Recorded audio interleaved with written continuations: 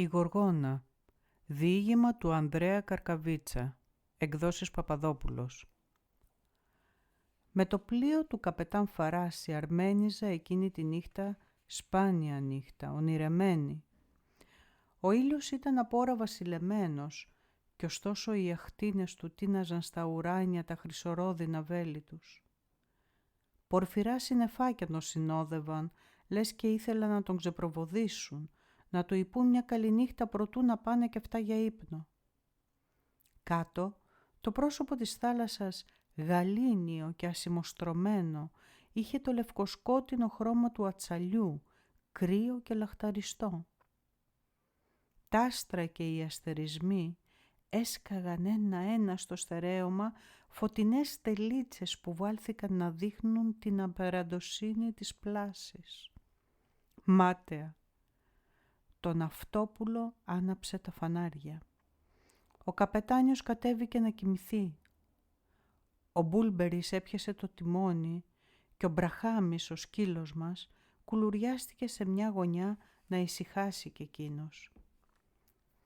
Μονάχα εγώ δεν έβρισκα ησυχία. Με όλη την ηρεμία και τη γλυκύτητα που έδειχναν όλα γύρω, ψυχωμένα και άψυχα, κάτι κρεμόταν αόρατο, ψηλά και κάθιζε βαρύ στην ψυχή μου σαν μιλόπετρα. «Έι, Μπούλμπερι!»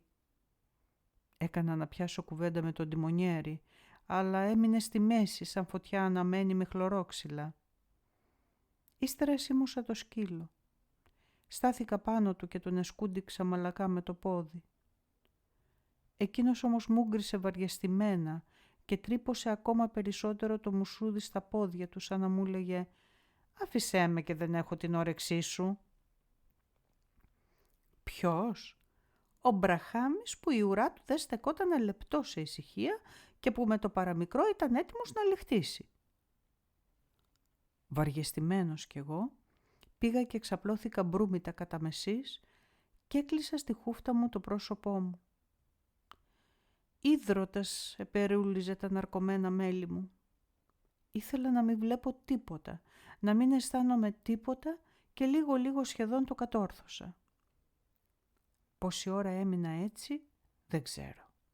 Λιποθύμησα ή μήπως αποκοιμήθηκα? Ούτε και αυτό μπορώ με βεβαιότητα να το πω. Το μόνο που θυμούμαι είναι πως άξαφνα άρχισα να ανατριχιάζω σαν κάποιος μαγνήτης να ερέθιζε τα νεύρα μου και δεν μ' άφηνε να ησυχάζω. Τότε μου φάνηκε πως είδα ένα κύμα μεγάλο, πορφυρό να έρχεται κατά πάνω μου και να με τυλίγει. Όλα τα τύλιξε και τα σκέπασε και τα έκανε να δείχνουν απόκοσμα, αλόκοτα. Θαρείς και κάποιος είχε ανάψει μια θεόρατη φωτιά που έφτανε όσα πάνω στα άστρα, πυρκαγιά σωστή που τίναζε τη λαμπάδα της ψηλά στα ουράνια. Χαμηλά, στο βάθος του ορίζοντα, ένα μενεξεδένιο σύννεφο απλώθηκε και τύλιξε με γαλαζόχρωμα τα αστέρια, τα έκρυψε κάτω από το πυκνό πέπλο του.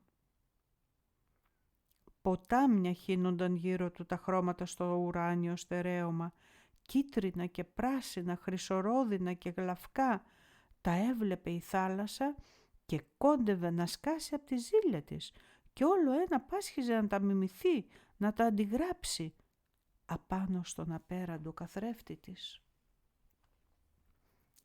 Ξάφνου τρόμαξα. Ίσκιος πελώριος έκανε την εμφάνισή του στον ορίζοντα, προβάλλοντας πίσω από το μενεξεδένιο σύννεφο τη θεόρατη κορμοστασιά του.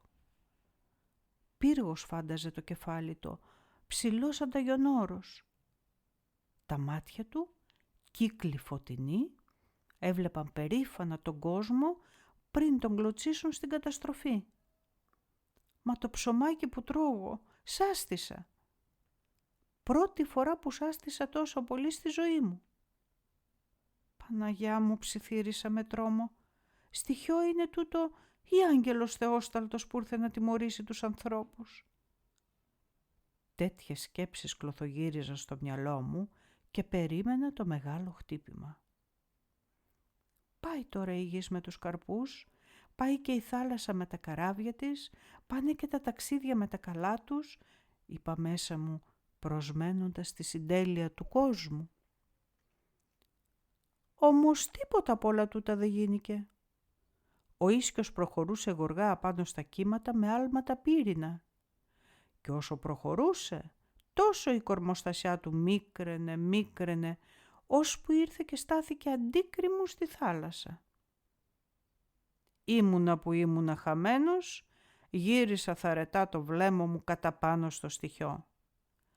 Τα μάτια μου άνοιξαν διπλά από την έκπληξη. Ο ίσκιος είχε γίνει κόρη χιλιόμορφη. Διαμαντοστόλιστη κορώνα φορούσε στο κεφάλι και τα πλούσια μαλλιά της χύνονταν καταράκτη στη θάλασσα. Αμύγδαλα τα μάτια της, τα φρύδια της γραμμένα με κοντήλι κάτω από το όμορφο μέτωπο. Τα χείλη της τα κοραλένια έγιναν γύρω μια λάμψη αθανασίας και μια περηφάνεια βασιλική.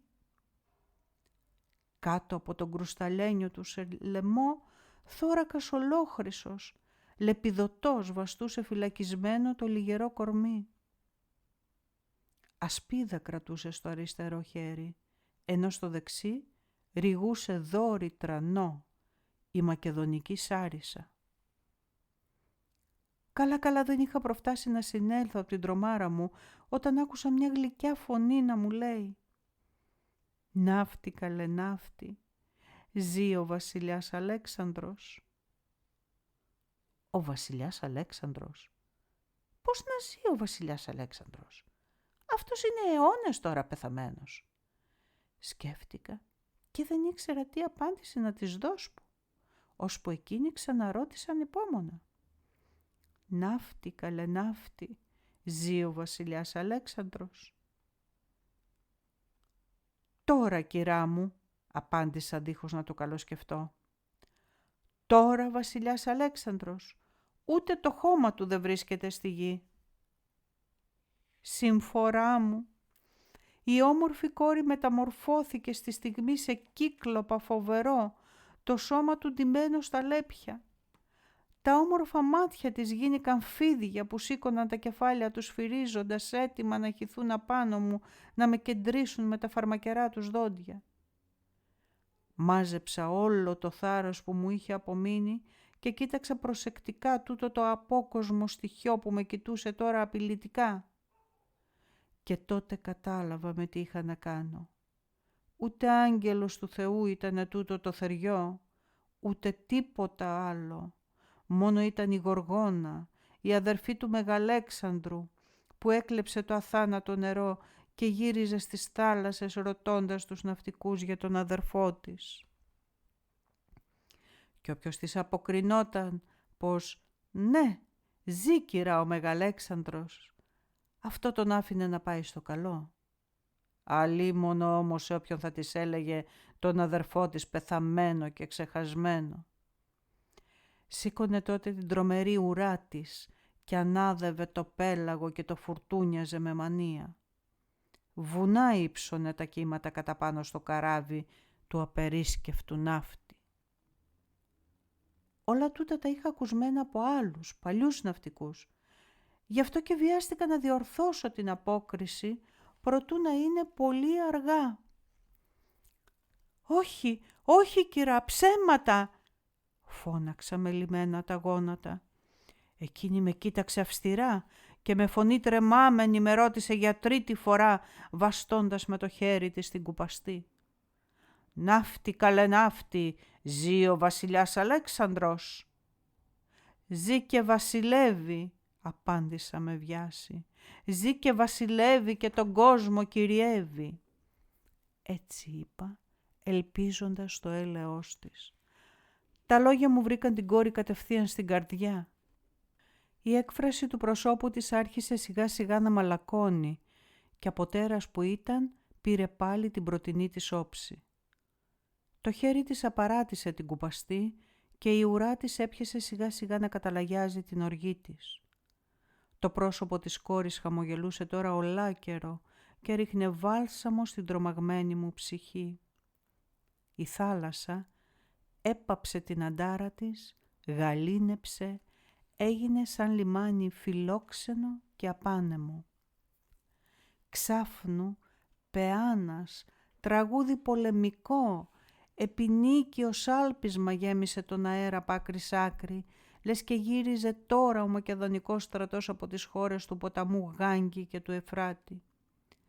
Σήκωσα τα μάτια μου ψηλά και είδα τα έρεινα ποτάμια, σκοτεινά και πράσινα, χρυσορόδινα και γλαυκά, να σμίγουν στο ουράνιο στερέωμα και να φτιάχνουν ένα στέμμα γιγάντιο. Τι ήταν τούτο? Έβλεπα καλά ή μήπως με γελούσανε τα μάτια μου? Ποιος το ξέρει. Όμως σιγά σιγά οι ακτίνες άρχισαν να θαμπώνουν και να σβήνουν μία-μία, λες και τις έπαιρνε μαζί της η γοργόνα καθώς βούλιαζε αργά μέσα στη νύχτα. Η θάλασσα κάτω, γαληνεμένη, νανούριζε στις σκοτεινές σπηλιές της τα ψάρια και τα θεριά της. Βαπόρια και πλοία χάραζαν αλίπητα τη ράχη της. Τώρα ούτε το στέμμα φαινόταν στον ορίζοντα, ούτε τίποτα. Μόνο κάτι σκόρπια σύννεφα, σταχτιά και κάτοχρα κρέμονταν αβέβαια στον αιθέρα, έτοιμα να υποταχτούν στο σκοτάδι που τα περικύκλωνε. Κι εγώ, ξαπλωμένος μπρούμητα κατά μεσής, βαστούσα ακόμα το πρόσωπό μου μέσα στη χούφτα μου, ακροβατώντας ανάμεσα στον ύπνο και τον ξύπνο. Με το πλοίο του καπετάν Φαράση αρμένιζα εκείνη τη νύχτα. Σπάνια νύχτα, ονειρεμένη.